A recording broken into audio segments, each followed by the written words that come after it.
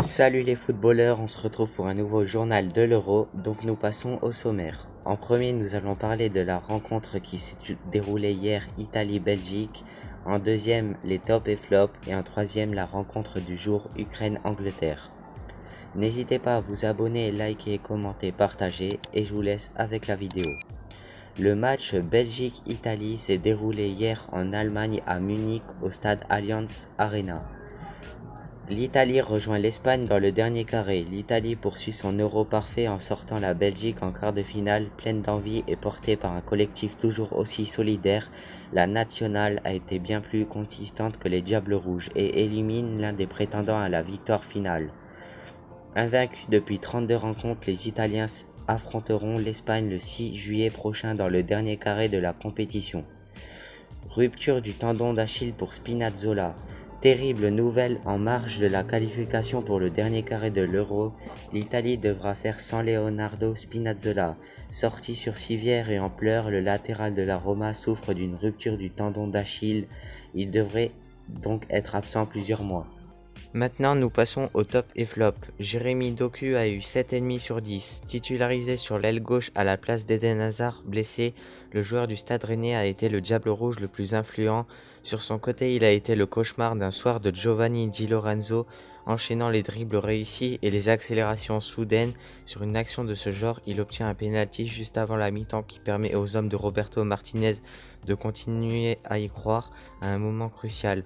Conscient de ses qualités, il n'hésite pas à prendre des initiatives, comme lorsqu'il tente sa chance de loin à 10 minutes du terme, mais sa frappe fuit le cadre.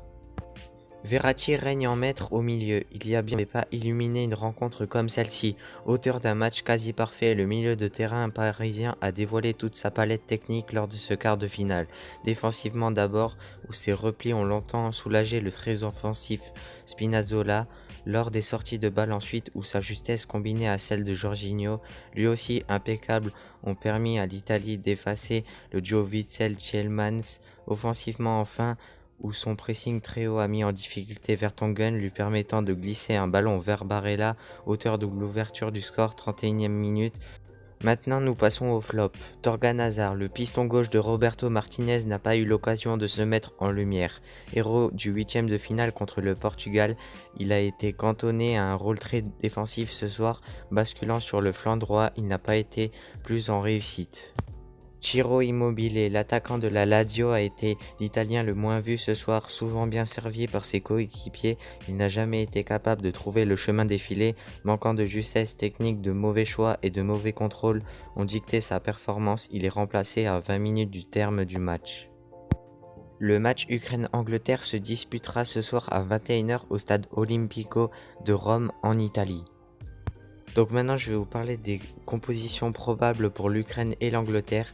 La composition de départ ukrainienne devrait s'articuler en 3-5-2 avec Andriy Yarmolenko et Roman Yaremchuk. Associés sur le front de l'attaque, la compo probable de l'Ukraine: Bouchan, Karavaev, Zabarny, Kristov, Batvienko, Zinchenko, Sidorchuk, Spendanenko, Chaparenko, Yarbolenko et Yaremchuk. Les changements possibles du côté de l'Ukraine sont Malinovski, Makarenko, Tsiganov, Bezos et Dovbyk. Du côté de l'Angleterre, Gareth Southgate devrait lui opter pour un 4-3-3 avec Anderson et Moon titulaires au milieu de terrain. La compo probable de l'Angleterre est Pickford, Walker, Stones, Maguire, Shaw, Henderson, Phillips, Mount, Foden, Kane et Sterling. J'espère que la vidéo vous a plu, et si la vidéo vous a plu, n'hésitez pas à vous abonner, à liker et à partager, et à demain pour un nouveau journal de l'Euro.